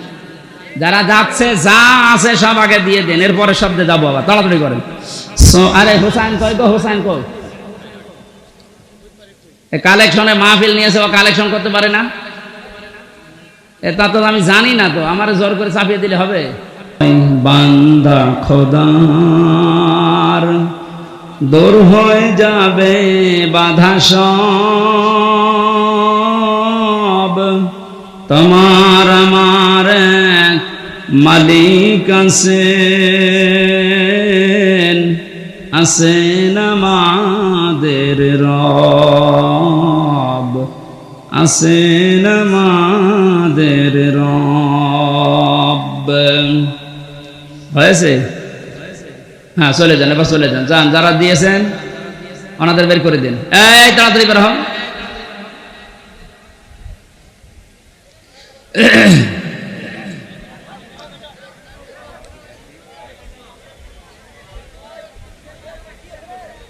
আল্লাহুম্মা সাল্লি আলা মুহাম্মাদ ওয়া আলিহি ওয়া আসহাবিহি ওয়া বারিক ওয়া সাল্লিম। বসেন বসেন, তাড়াতাড়ি বসেন। আল্লাহুম্মা সাল্লি আলা মুহাম্মাদ ওয়া আলিহি ওয়া আসহাবিহি ওয়া বারিক ওয়া সাল্লিম। আল্লাহুম্মা সাল্লি আলা মুহাম্মাদ ওয়া আলিহি ওয়া আসহাবিহি ওয়া বারিক ওয়া সাল্লিম। আমার ভাইরা, আমরা কিয়ামতের এই দিনের কথা সতর্ক করছিলাম আল্লাহর কোরআন দিয়ে। এখন এই সতর্ক করতে গিয়ে যে মানুষগুলোর কলিজায় লেগেছে শত্রুতা করবে আমি জানি। কোরআনের কথা বলার কারণেই তো গতকাল একজনের উপরে হামলা হয়েছে রাজশাহীতে, সাপাহার। কোন অপরাধে আপনি তার জীবনটা এভাবে নষ্ট করে দিলেন? সতর্ক করছি এই কারণে, ওয়ামা সাবাকুম মিন মুসিবাতিন ফাবিইযনিল্লাহ। আমরা যারা কোরআন দিয়ে সতর্ক করি, কোরআনের পথে মানুষকে ডাকি, কসম আল্লাহর, এই সূরা তাগাবুনের 11 নম্বর আয়াত আমরা 100% বিশ্বাস করি। কান খাড়া করে শোনেন, এই পৃথিবীর জালেম এবং মুনাফিকেরা আপনারা যতই ষড়যন্ত্র করেন, আমরা বিশ্বাস করে নিয়েছি যে মুসিবত, যে বিপদ আপদ, এগুলো সব আল্লাহ আগেই লিখে রেখেছেন। এই কারণে আসতেছে। যেহেতু দুনিয়া আমাদের শেষ না, আমাদের আরেকটা টার্গেট আছে, আখিরাত। কি বললাম? ইয়াউমা ইয়াজমাউকুম লিয়াউমিল জামি'i যালিকা ইয়াউমুত তাগাবুন। আল্লাহ পাক বলেন, এরপরে যে জগৎ শুরু হবে কিয়ামতের, এই জগতে আসল হার জিত আরম্ভ হবে। সুতরাং আমরা ওই হার জিত চাই যেখানে সফল হলে আসল সফলতা, যেখানে বিফল হলে আসল বিফলতা। এজন্য আমরা সফল হওয়ার জন্য এই পথে এসেছি। সতর্ক করছি কোরআন দিয়ে। আপনি যদি উল্টাপাল্টা ধারণা আমার প্রতি রাখেন যে এর ক্ষতি করব, আমি বিশ্বাস করে নিয়েছি এইটাও লেখা ছিল। কথা বলেন না কেন? কোরআনে কারিমে সূরা হাদীদের ভেতরে আছে, আল্লাহ রাব্বুল আলামিন বলেন, মা আসাবা মিন মুসিবাতিন ফিল আরদি ওয়ালা ফি আনফুসিকুম ইল্লা ফি কিতাবিম মিন ক্বাবলি আন নাবরাহা ইন্না যালিকা আলাল্লাহি ইয়াসির। এই ভালো করে মিলাবেন। আমি যখনই কোরআন পড়ি, আয়াতের ব্যাখ্যা যায়, তখন দেখি আমার মনে হয় ১৫০০ বছর আগে না, এই মাত্র বাংলাদেশ দেখি আল্লাহ আয়াতটা নাযিল করলো। আপনি মিলান তো দেখি। মা আসাবাকুম মিন মুসিবাতিন ফিল আরদি, যে সমস্ত মুসিবত, বিপদ আপদ, আনন্দের বিষয় যাই বলেন দুনিয়াতে আসে, তোমাদের উপরে আসে, এগুলো সব আমি আগে থেকে আমার কিতাবে লিপিবদ্ধ করে রেখেছি। আর এটা আমি আল্লাহর জন্য একেবারেই সহজ। এই জন্য মুমিনদের জীবনে যদি বিপদ আসে, যদি ধৈর্য ধারণ করতে পারে, আখেরাতে তার পুঁজি তৈরি হয়। আর এই ধৈর্যের কারণে তার জীবনের অপরাধগুলো আল্লাহ মাফ করে দেয়। কিন্তু এই বিপদ আপদ যাদের কারণে তৈরি হয়, এই জালেমগুলোর দুইটা ক্ষতি। 1 নাম্বার, ওদের দুনিয়ার জীবনে ধ্বংস ছাড়া আর কিছু নেই। কারণ জালেমদের জন্য আমি ওই দিন বলেছিলাম যে বরদোয়া, জালেমদের জন্য মামলা দায়ের করবে সরাসরি আল্লাহ। এ বাংলাদেশে চলো জালেম ছিলেন, আপনি নিজে তো জানেন যে আপনি জালেম কিনা। আপনি জালেম যারা ছিল তারা আল্লাহর মামলার আসামি।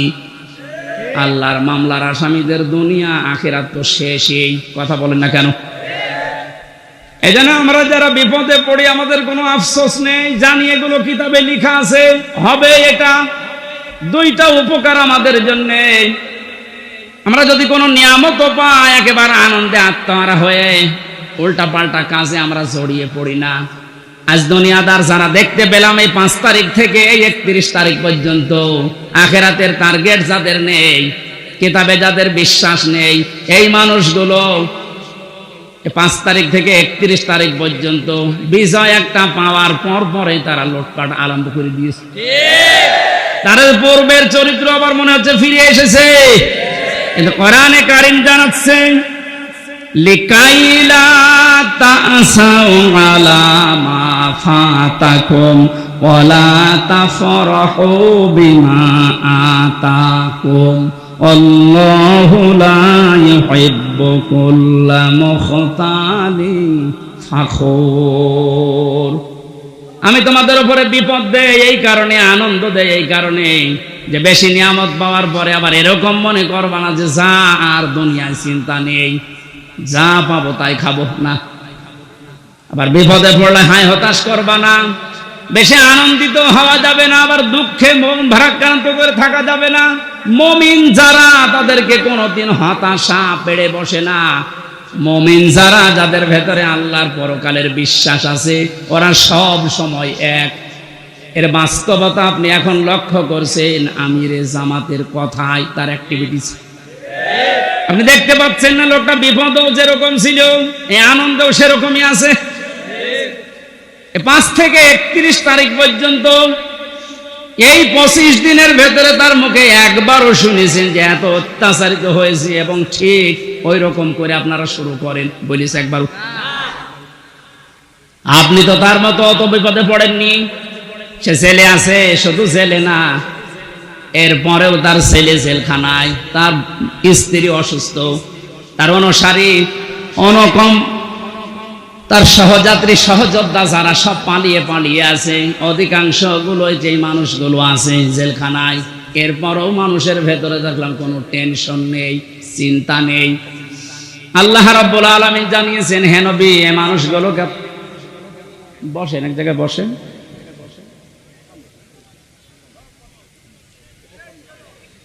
কোন নিয়ামত পাবার পরে যেন আমরা একেবারে আনন্দে আত্মহারা হয়ে কোন মানুষের উপরে জুলুম, অত্যাচার, নির্যাতন না করি, সে কথা আল্লাহ এই আয়াতের ভেতরে জানিয়েছেন। কারণ আল্লাহ পাক অহংকারী এবং ফখর করে যারা চলে, এই মানুষগুলোকে কোনোদিন ভালোবাসেন নাই, বাসবেনও না। বলেন নাউজুবিল্লাহ। আমি সেদিন মান্দায় বলেছিলাম, ওই ময়দানে ভালো করে শুনবেন, পৃথিবীর ময়দানে সব চাইতে আমার কাছে ভয়ঙ্কর আয়াত এই 6666টি আয়াতের ভেতর এইটা মনে হয়। সূরা শূরার এই 42 নম্বর আয়াতটা আল্লাহ পাক বলেন, ইন্নামাস সাবিলু আলাল্লাযিনা ইয়াজলিমুনান নাস। অবশ্যই আমি আল্লাহ মামলা দায়ের করব, আমি নিজে অভিযোগ গঠন করব তাদের বিরুদ্ধে। দুনিয়ায় মানুষ হয়ে যারা মানুষের উপরে জুলুম করেছো, একটা পড়ার পরে আমি নিজের সাথে বাস্তবতার সাথে মিলিয়ে দেখি, এই বাংলায় হাজার হাজার লক্ষ মানুষ আল্লাহর মামলার আসামি। হয় আমরা নিজেদের নফসের উপরে জুলুম করছি, পরিবারের উপরে জুলুম করছি, প্রতিবেশীর উপরে জুলুম করছি, রাষ্ট্রের উপরে জুলুম করছি, জনগণের উপরে জুলুম করছি। যে কোনো দিক থেকে আমি জালেমের কাতারে পড়ে যাচ্ছি। আর জালেম যে, তার বিরুদ্ধে মামলা দেবে ওসি সাহেব কে? আপনি বলেন তো, কত বড় শক্ত কথা এটা। আল্লাহর মামলার আসামি আপনি। পুলিশের কাজে বাধা দেন, পুলিশ বাদী কেস হবে। রাষ্ট্রের কাজে বাধা দেন, রাষ্ট্র বিরোধী মামলা হবে। আর যারা জালেম তারা আল্লাহ বিরোধী মামলার আসামি। একটা যেহেতু বিশ্বাস করি 100 ভাগের জন্য ভয়ে থাকি, না জানি আমি আবার নিজে আল্লাহর মামলার আসামি হয়ে যাচ্ছি না তো। কারণ নফসের উপরে তো জুলুম হয়ে যায় মাঝে মাঝে। এটা না হলে পরিবারের উপরে হয়, এটা না হলে রাষ্ট্রের উপরে হয়, জনগণের উপরে হয়। যে কোনো সাইডে আমি যেন কোনো জুলুমের সাথে সংমিশ্রণ করে না ফেলি, এটা আল্লাহর কাছে সবচাইতে বড় ঘৃণার বিষয়। দুনিয়ায় যত কিছু আল্লাহ ঘৃণা করেন তার ভিতরে 1 নম্বরে জুলুমটা। এত কঠিন ভয়ঙ্কর কথা আয়াতের ব্যাখ্যায় হাদিস এসেছে, আয-যুলমু যুলুমাতু ইয়াউমাল কিয়ামা।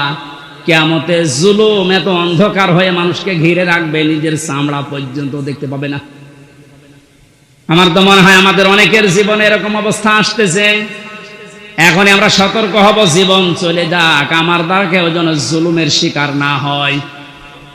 আজ নিয়ামত পেয়ে অনেকে এখন 5 তারিখ থেকে 31 তারিখ পর্যন্ত জরিপ বের হচ্ছে, কত মানুষ লুটপাট আরম্ভ করেছে একেবারে নিজের বাবার সম্পত্তি মনে করে। জালেম যারা তারা অবৈধ ইনকাম করেছে তার হিসাব তার দেওয়া লাগবে আল্লাহর কাছে। আপনি নিজে জুলুম করে তার সম্পদগুলো উল্টাপাল্টা তছনছ করে নিজেও আল্লাহর মামলার আসামি হয়ে যাচ্ছেন। আপনি থামেন। আপনাকে আমি থামার জন্য বলছি। নিজের জীবন আখেরাত, দুনিয়া আখেরাত ধ্বংস করে দেবেন না। রব্বুল আলামিন বলেন 2 নাম্বার, আমি তাদের বিরুদ্ধে মামলা দায়ের করব, কেস করব, অভিযোগ গঠন করব। ওয়ায়াবগুনা ফিল আরদি বিগাইরিল হক। এই পৃথিবী শান্ত হয়ে যাওয়ার পরে যারা অশান্তি করার জন্য মাঝে মাঝে এই দুনিয়া বিশৃঙ্খল পরিবেশ তৈরি করার জন্য চেষ্টা চালায়। কথা বুঝতেছেন? দুনিয়া শান্ত হয়ে যাওয়ার পরে যেন অশান্ত করার জন্য চেষ্টা চালাবেন না। আলাহুম আযাবুন আলীম, তাদের জন্য যন্ত্রণাদায়ক শাস্তি আমি এই দুনিয়ায় আর মরণের পরে রেডি করে রাখলাম। তার মানে শাস্তি রেডি আছে। এই 2টা অপরাধে আমরা যেন না জড়িয়ে পড়ি। আল্লাহ বলেন আমিন।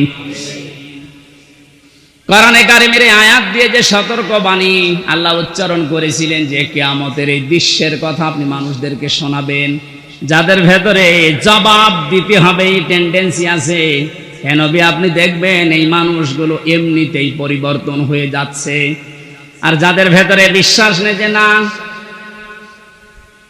দুনিয়ার জীবনই শেষ জীবন, আমার আর দরবারে ইলাহিতে দাঁড়ানো লাগবে না, এই মানুষগুলোকে কোরআন দিয়ে সতর্ক করলেও কাজ হবে না। ফাযাক্কির বিল কুরআনি মান ইয়াখাফু ওয়াঈদ। So admonish and or by the Holy Quran him who frees my threat.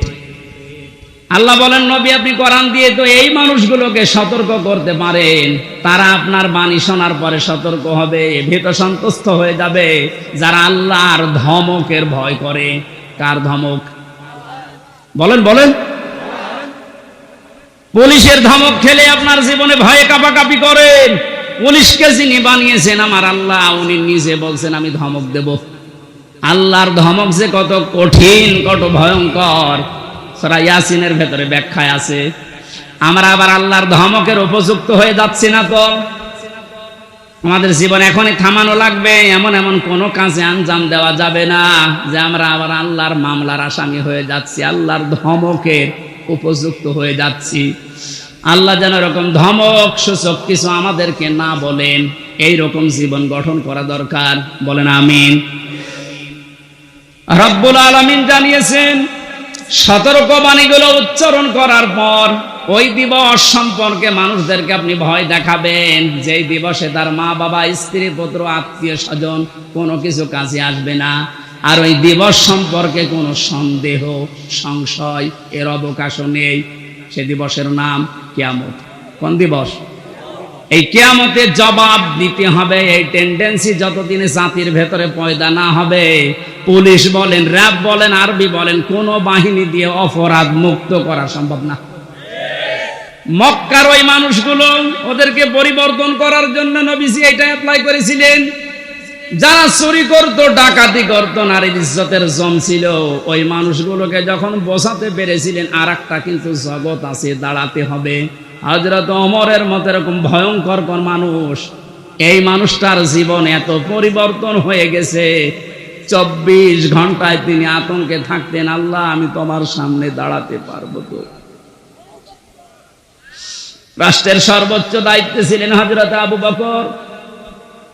আজ এই যে 1600 মানুষ, 28 জন মানুষ দায়িত্বে ছিল। আমি হাদিসটার সাথে মাঝে মাঝে মিলাতাম। আল্লাহ, ওনার সন্তান আব্দুল্লাহ একদিন পায়েস খেতে চেয়েছিল। স্ত্রী ডাক দিয়ে বলছে, স্বামী আপনি তো দেশের দায়িত্বে আছেন, যে টাকা পয়সা নিয়ে আসেন এর দ্বারা আজকে পায়েস তৈরি করা সম্ভব না। আপনি এক কাজ করেন, বাইতুল মালে যিনি আছেন অর্থমন্ত্রীর দায়িত্বে, তারে বলেন আগামী মাসের বেতনটা যেন আমাদেরকে দিয়ে দেয়। উনি বললেন ঠিক আছে দেখি। অর্থমন্ত্রীর কাছে বাইতুল মালে যিনি খাজানচিতে আছে বললেন আগামী মাসের যে বেতন পায়, মনে করেন 1200 দিরহাম, আমার আপনি দিয়ে দেন, আগামী মাসে আমার দেওয়া লাগবে না। অর্থমন্ত্রী ওই রকম ছিলেন, ডাক দিয়ে বলে, প্রধানমন্ত্রী আপনি যে আগামী 1 মাস বাঁচবেন এটা একটা লিখিত দেন। আমাদের দেশে যারা দায়িত্ব ছিল, এটা কি যিনি দায়িত্ব ছিল প্রধান তাকে বলার ক্ষমতা ছিল? এইরকম বলার ক্ষমতা যখন তৈরি হবে তখন সবাই আমরা এক হয়ে যাব। ওই রকম একটা দেশ চাই যে সবাই থাকবে জবাবদিহির ভেতরে। মানে যেই বলেছে অর্থমন্ত্রী যে আপনি 1 মাসের বেতন নিতে চান অগ্রিম, লিখে দেন যে আপনি 1 মাস বাঁচবেন, তারপরে বেতন দেব। মানে বলছে ঠিক আছে, বেতন লাগবে না। স্ত্রীর কাছে গিয়ে বলছে, স্ত্রী হবে না, আমার এই শর্ত দিয়েছে, আমার তো কোনো গ্যারান্টি নেই। স্ত্রী আর কথা জবাব দিতে পারে নাই। 15 দিন পর পায়েস রান্না করে দুপুর বেলা দিয়েছে, মানে খাওয়া বন্ধ করে দিলেন। ডাক দিয়ে বলেন, স্ত্রী দাঁড়াও, আমি তো আগাম বেতন নিয়ে আসি নাই, যা প্রতি মাসে মাসে দেয় ওইটাই দিয়েছি, কোথায় পেলে? স্ত্রী উম্মে রোমানা ডাক দিয়ে বলে, স্বামী আমার, আপনাকে আমি বলেছিলাম আপনি পারেন নাই, কিন্তু আপনার উপর আমার কোনো রাগ নেই। যেই টাকা আপনি আমাকে হাত খরচের জন্য দেন প্রতি মাসে মাসে, ওখান থেকে আমি 1 মুঠা করে চাল, আটা যাই বলেন তুলে রাখতাম। 15 দিনে প্রায় 2 কেজি হয়ে গেছে। এটা আমি পাশের বাড়িতে বিক্রি করে এই পায়েস রান্না করেছি। হযরতে আবু বকর সিদ্দিক সন্তান আব্দুল্লাহ খাবার খাচ্ছিলেন।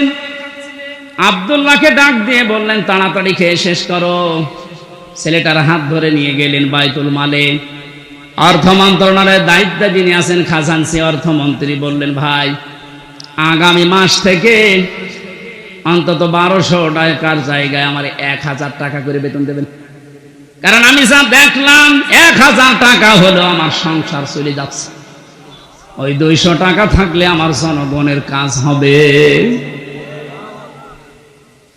কি টেন্ডেন্সি তৈরি করেছিলেন তারা, বলেন তো? তারাও তো আমার মতোই মানুষ ছিল, আমরা পারি না কেন?